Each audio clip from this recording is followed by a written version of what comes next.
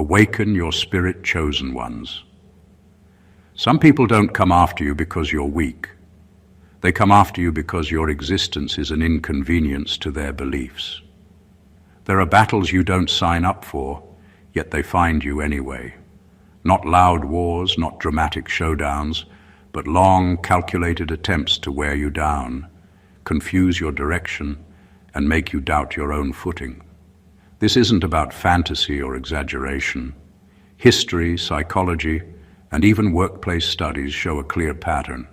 People who grow without permission attract resistance from those who rely on control. Progress without approval is disruptive, and disruption always creates enemies. What makes this story unsettling isn't the presence of opposition, it's the obsession behind it. When someone keeps coming after you long after they should have moved on, it's no longer strategy, it's personal. There's a point where effort stops being logical and starts being revealing.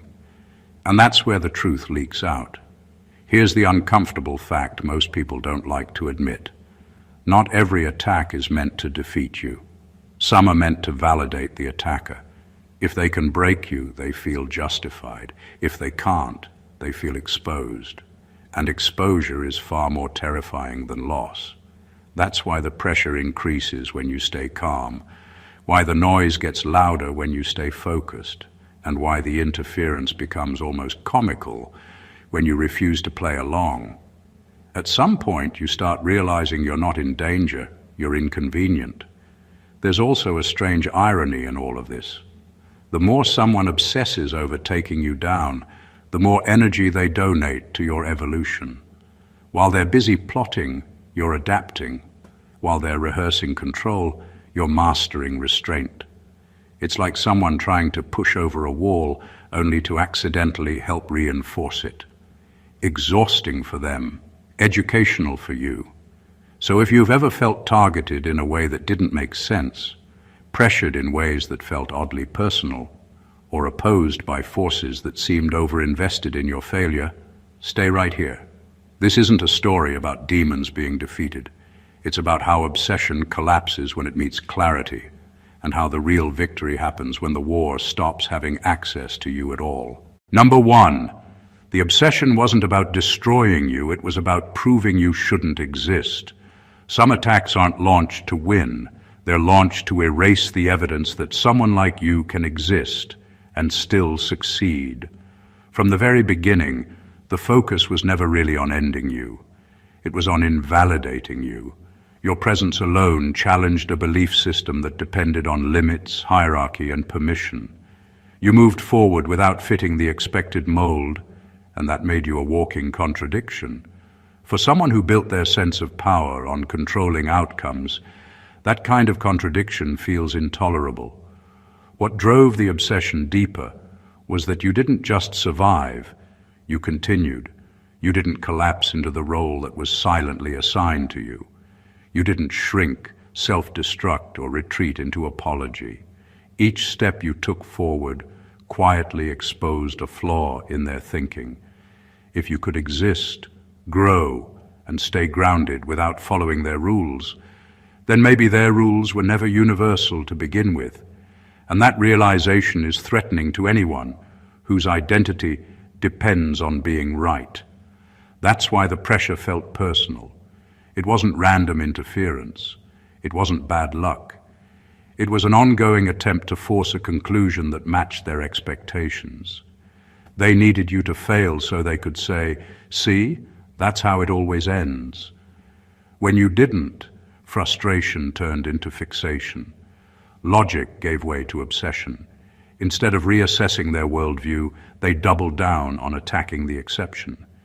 Here's the quiet truth most people miss. When someone becomes obsessed with taking you down, they've already admitted you matter. Not in admiration, but in threat. Your existence questioned something they were afraid to examine, and rather than doing the hard work of self-correction, they chose resistance. The real reason you kept winning wasn't strength or protection. It was legitimacy. You were living proof that their narrative wasn't complete. And no matter how many times they tried to overwrite that fact, reality kept backing you up. That's why the attacks never brought peace. They were never meant to end you. They were meant to silence the truth your life was telling. Number 2, you were targeted because your progress exposed their shortcuts. People don't usually go after someone just for existing. They go after the ones who shine a light on their weaknesses. Your growth wasn't flashy or loud, but it was consistent, real, and undeniable. And that consistency exposed the cracks in the shortcuts others had been relying on for years. While they were trying to cut corners, bend rules, or manipulate outcomes to look successful, you were moving forward the hard way, learning, adapting, and building something that couldn't be faked. That made you a mirror they couldn't ignore, reflecting every gap, every failure, and every compromise they had ever taken to get ahead. That's what drove the obsession. It wasn't just jealousy. It was the panic of someone who suddenly realizes that their entire system of control, efficiency, or superiority is fragile, even fraudulent. Your progress forced them to confront a truth they couldn't accept. Real growth doesn't need approval, shortcuts, or manipulation to succeed. And because your path was visible, it threatened the narrative they'd been selling themselves and others for so long. Every attack, every attempt to push you down was less about you personally and more about their discomfort with being exposed.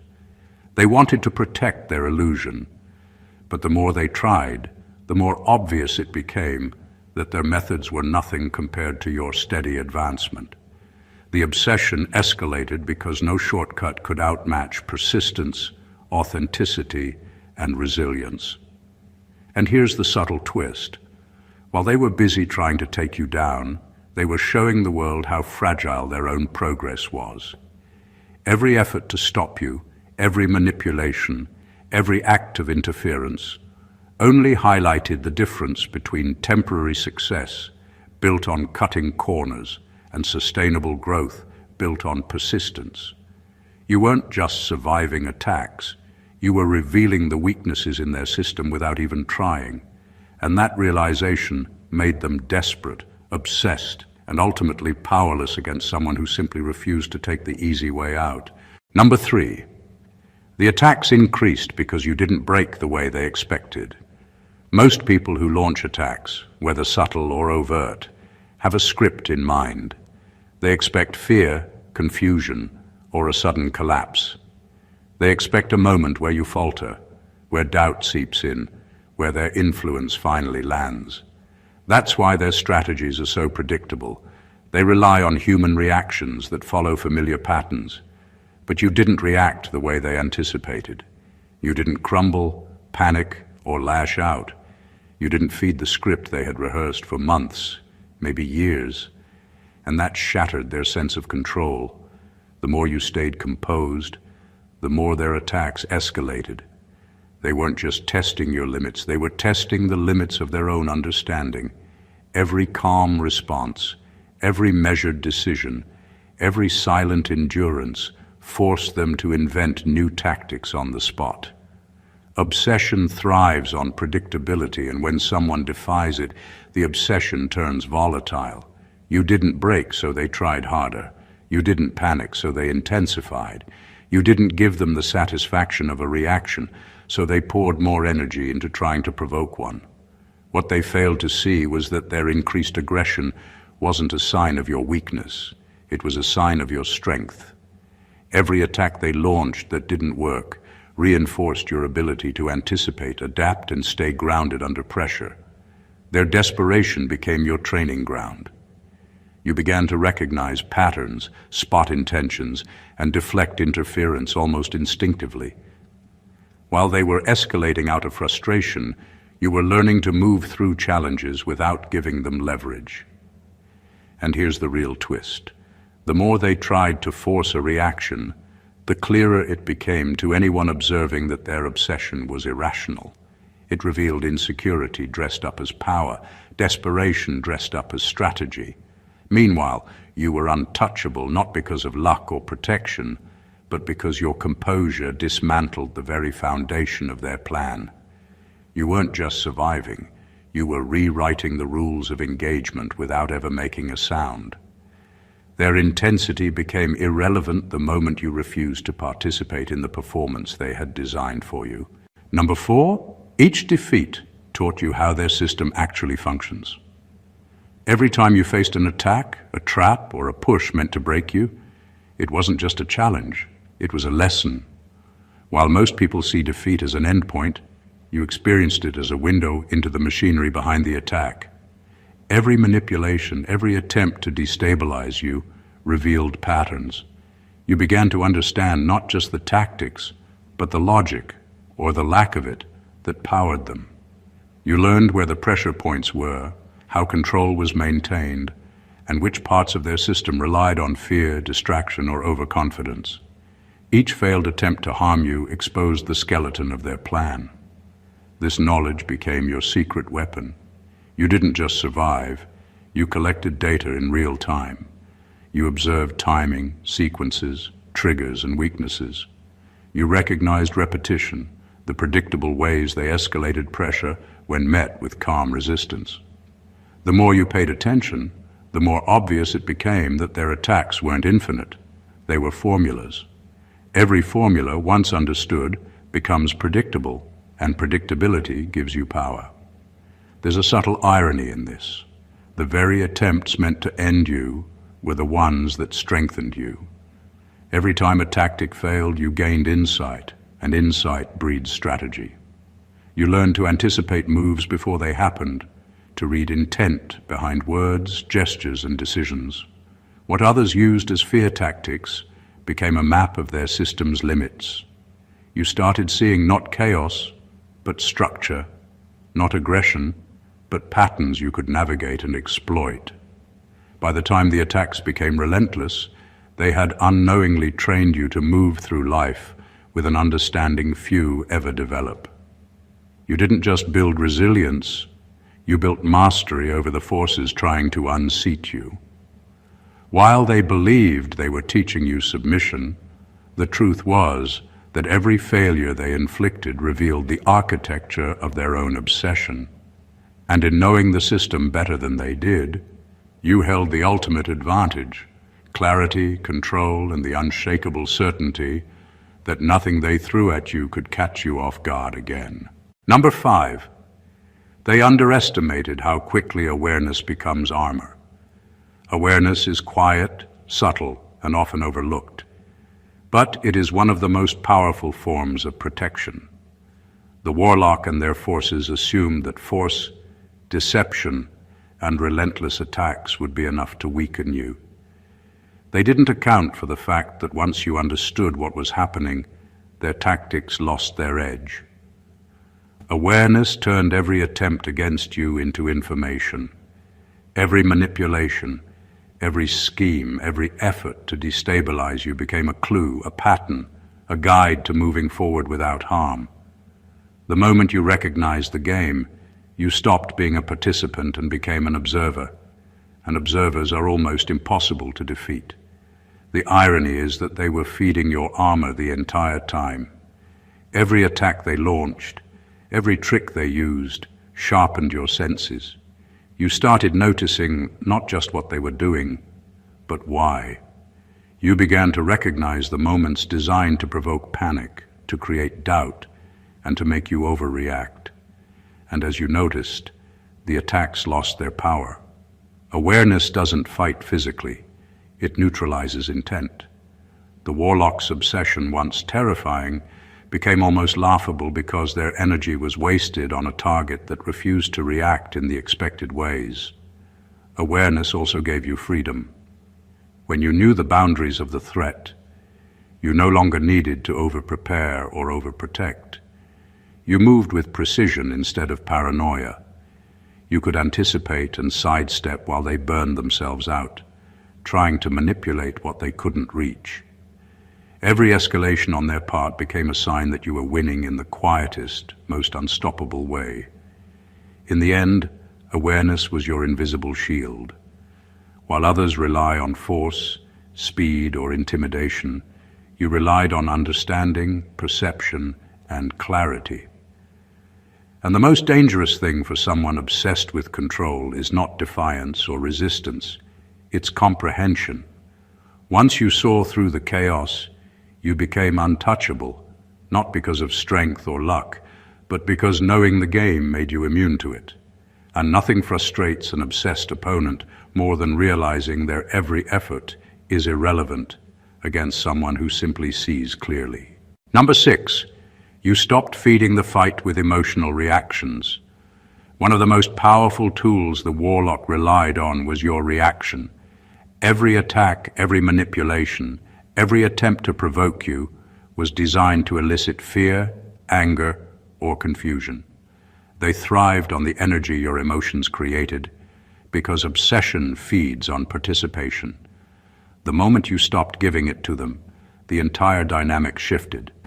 You didn't respond with panic or rage. You didn't argue, defend, or justify. You simply refused to play the part they had scripted. And that refusal was more devastating than any direct confrontation could have been. Emotion is currency in battles like this. And once you stopped spending it, their resources dwindled.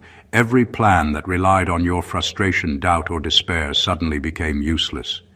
They escalated, tried harder, but it didn't matter because the reactions they sought were gone. Calmness, clarity, and detachment turned into invisible armor.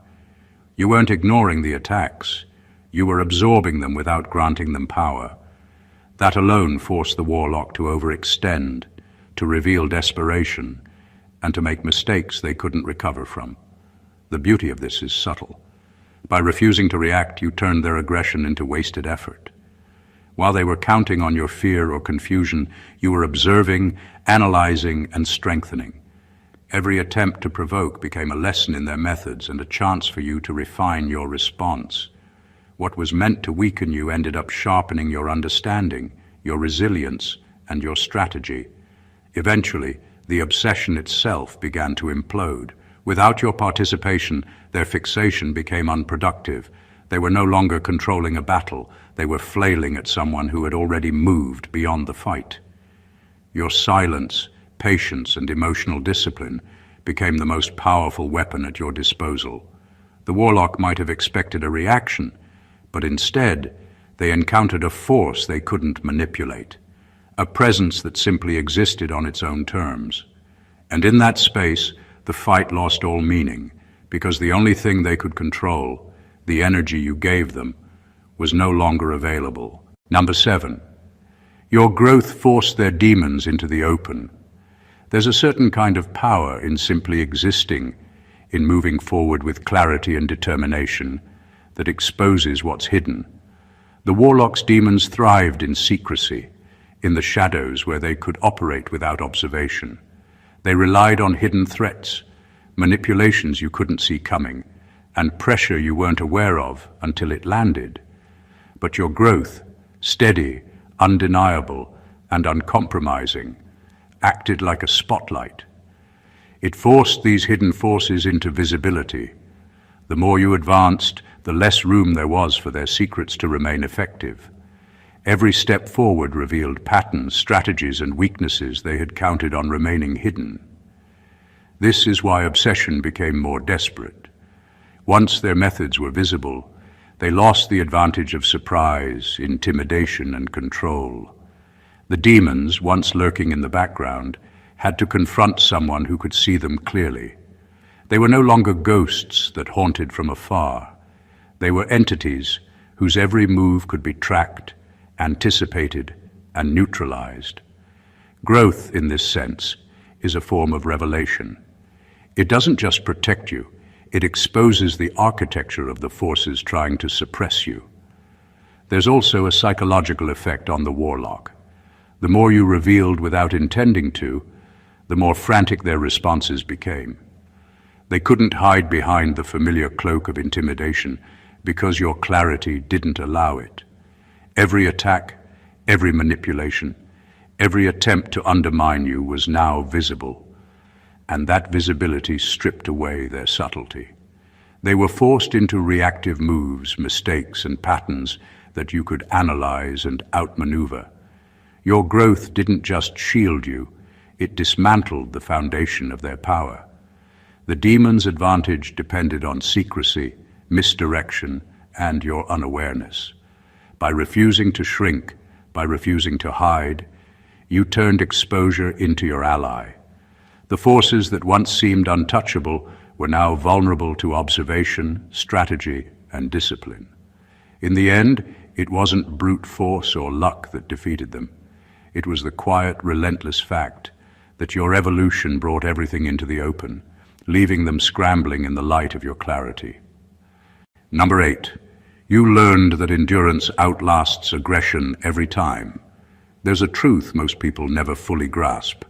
Aggression is loud, intense, and exhausting, but it is temporary. Endurance, on the other hand, is quiet, steady, and unstoppable.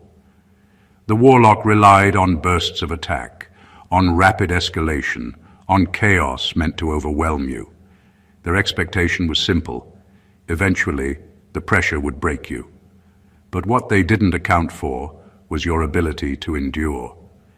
Every attempt to destabilize you collided with your patience, your clarity, and your refusal to succumb to panic.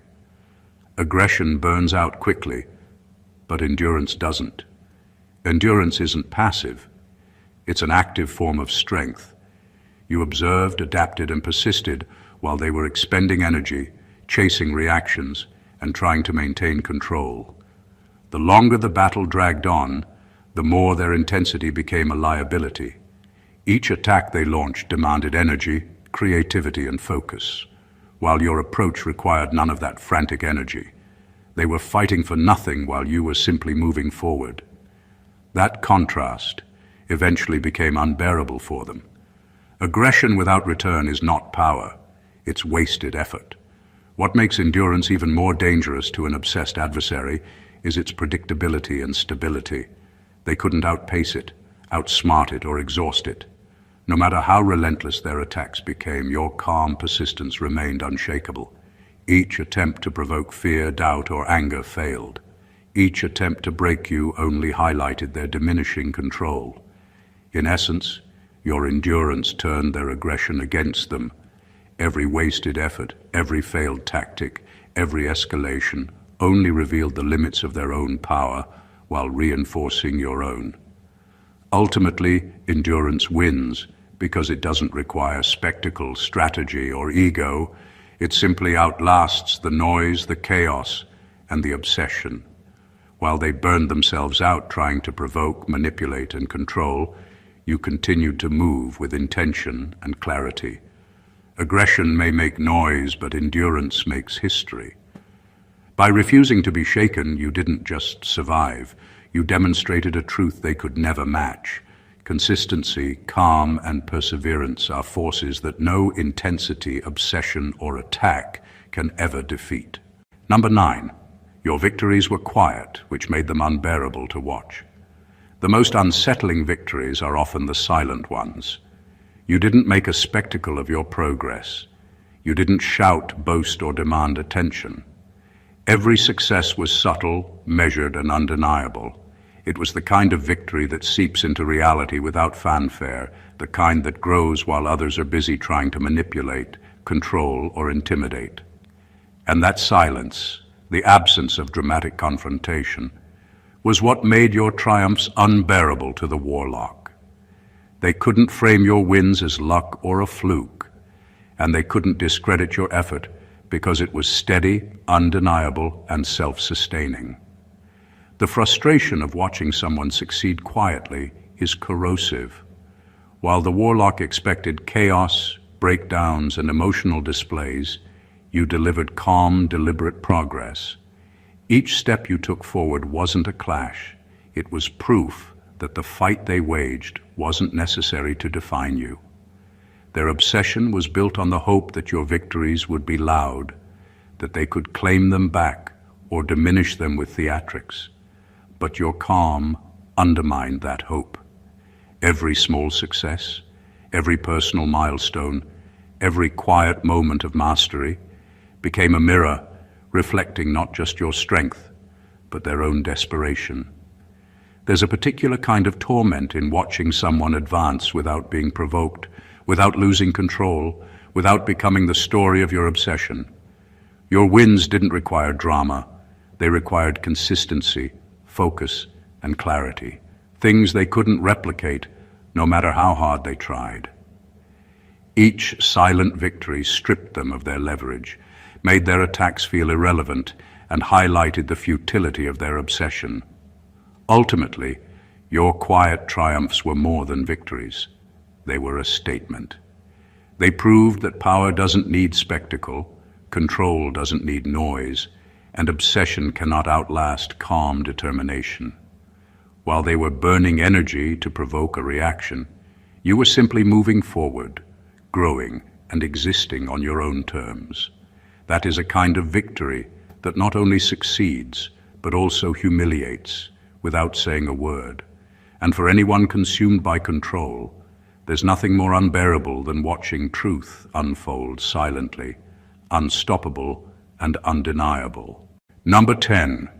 You broke the illusion that power requires cruelty. For those obsessed with control, the world operates on a simple equation.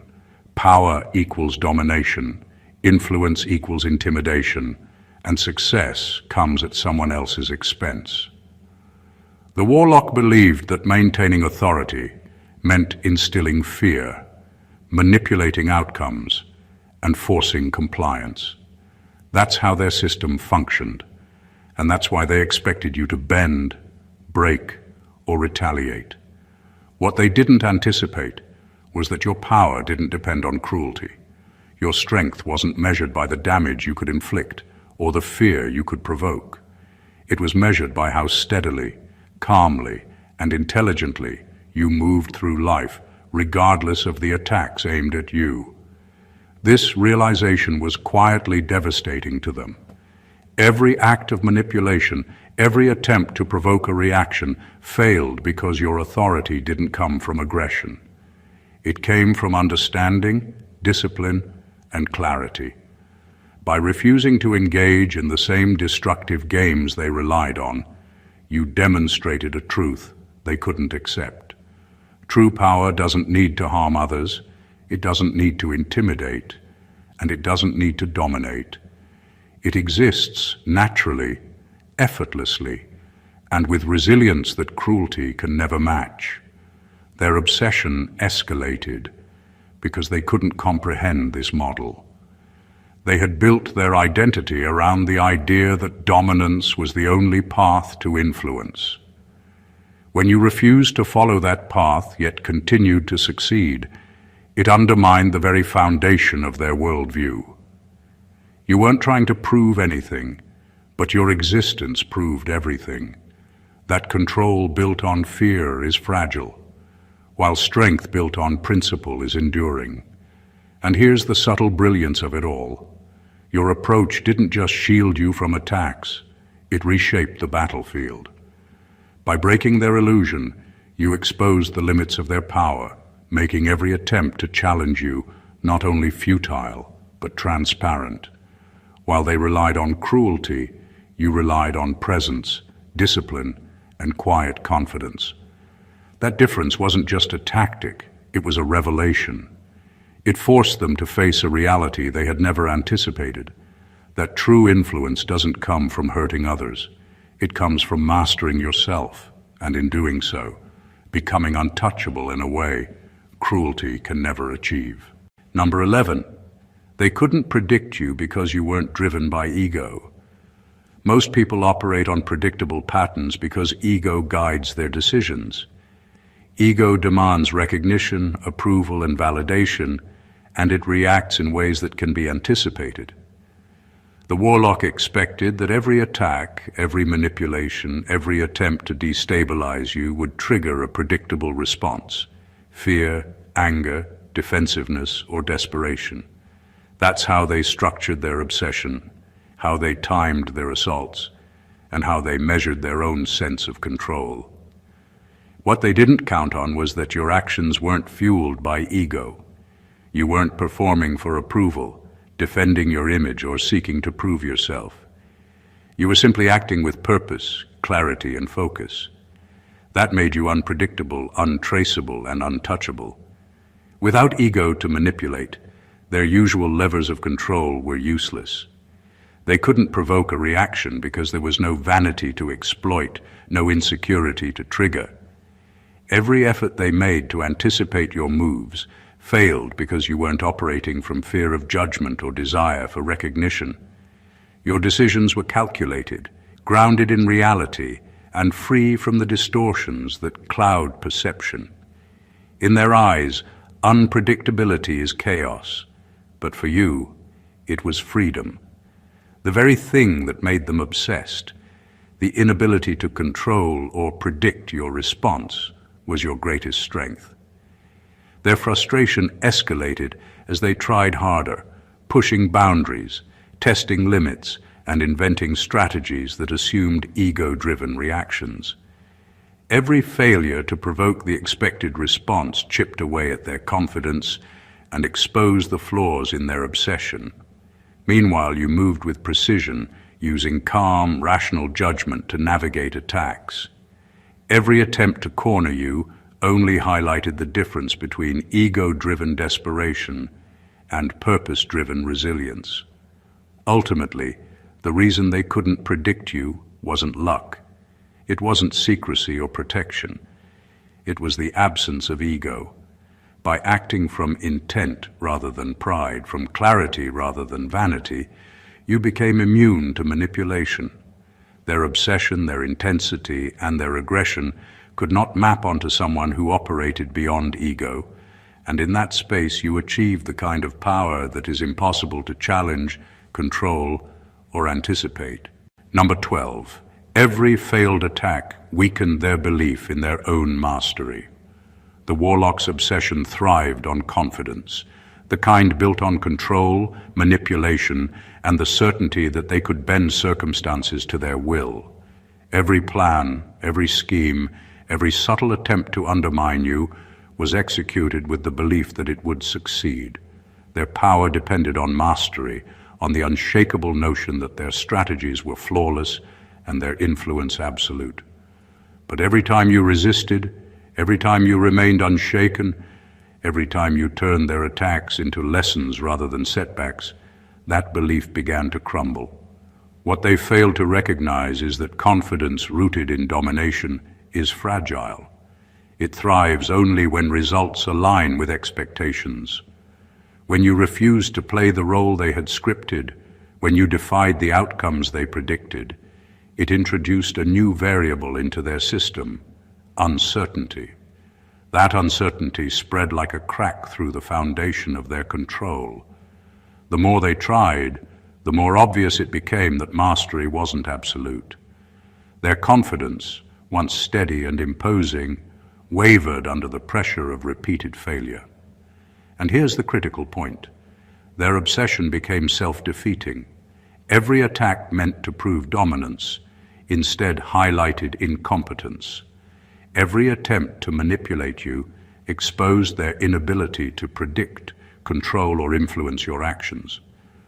While they were focused on proving power, the failures built quietly, cumulatively, like erosion undermining a cliff. What they thought was mastery was revealed as fragile, reactive, and ultimately powerless against someone who operated with purpose and clarity rather than fear or ego. In the end, their belief in control was hollow. The obsession that drove them forward, the need to prove superiority, to manipulate outcomes, to dominate, backfired. Each failed attempt didn't just leave you standing, it chipped away at the illusion of their power. By refusing to succumb, you didn't merely survive attacks, you dismantled the foundation of their confidence.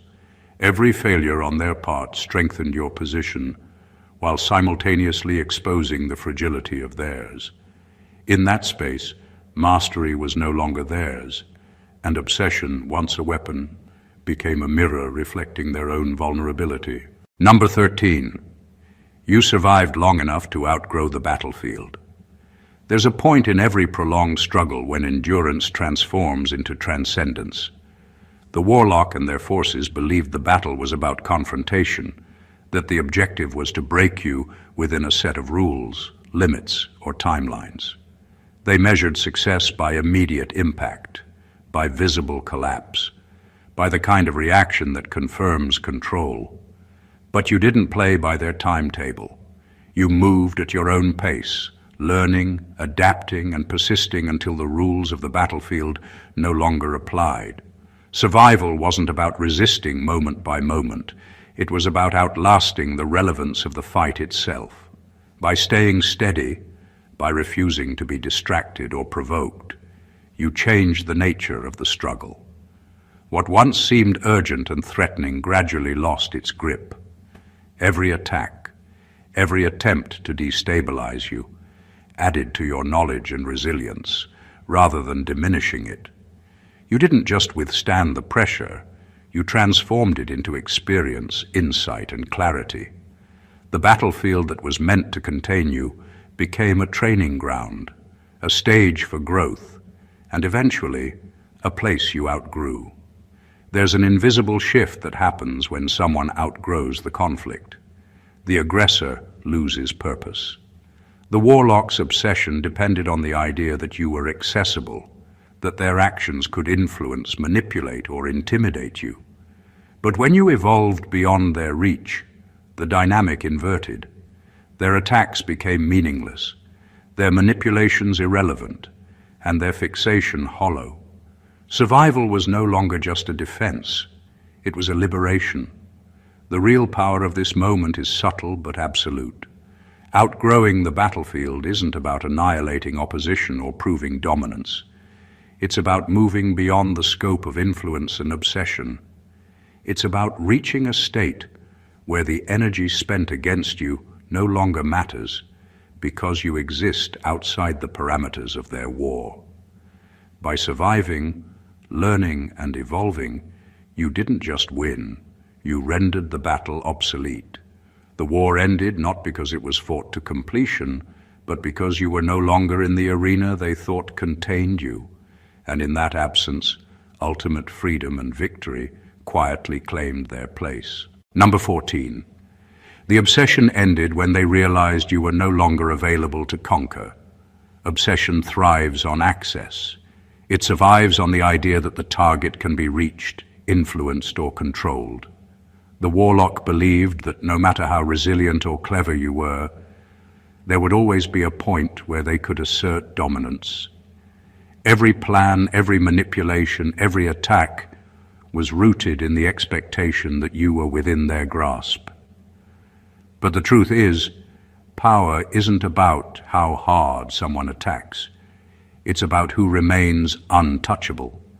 The moment they realized you could no longer be reached, that their strategies no longer mattered, their obsession lost its fuel. You weren't defeated, distracted, or hidden. You simply moved beyond the scope of their influence.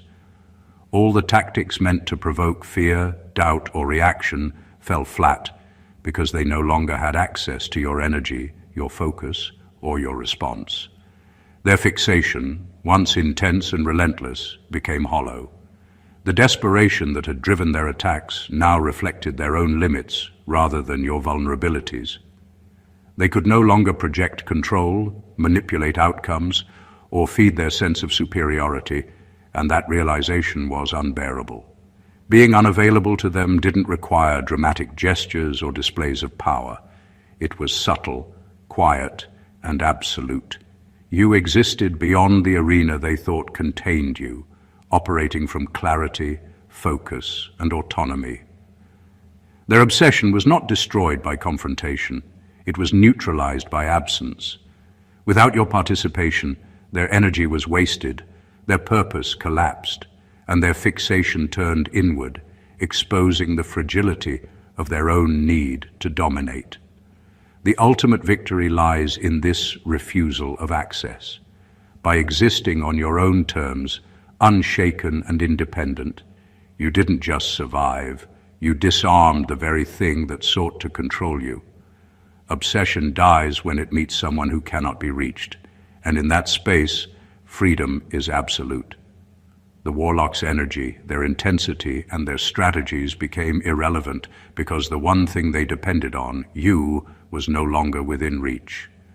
In that quiet absence, the war ended, and victory was not taken.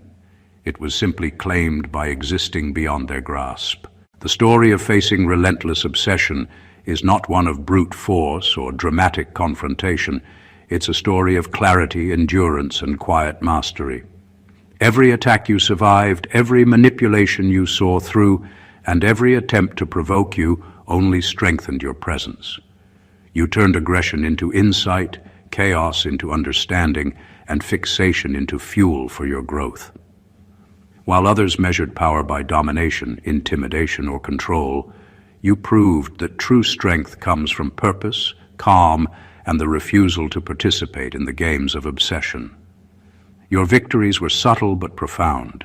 Your endurance outlasted every attack, and your awareness became an invisible shield no strategy could penetrate. You exposed the flaws in their systems, shattered their illusions of control, and ultimately made the battlefield irrelevant simply by existing beyond its scope. In doing so, you didn't just survive, you transcended, showing that power is not taken through fear or cruelty, but claimed through mastery over self and clarity of vision. The forces obsessed with breaking you discovered the hard truth. The stronger you grow, the weaker their control becomes, and the more untouchable you truly are. This is more than a story of surviving attacks. It's a blueprint for anyone navigating forces that seek to undermine, control, or intimidate. It's a reminder that calmness, consistency, and clarity are more potent than any form of aggression, and that the ultimate victory lies not in defeating others, but in moving beyond their reach. If you found this journey compelling, inspiring, or eye-opening, make sure to subscribe to the channel for more insights that reveal the hidden truths behind influence, power, and resilience. Don't forget to like this video if it resonated with you. Leave a comment sharing your thoughts and share it with someone who needs to see that true strength isn't about fighting harder, it's about rising higher. Stay awakened, chosen ones.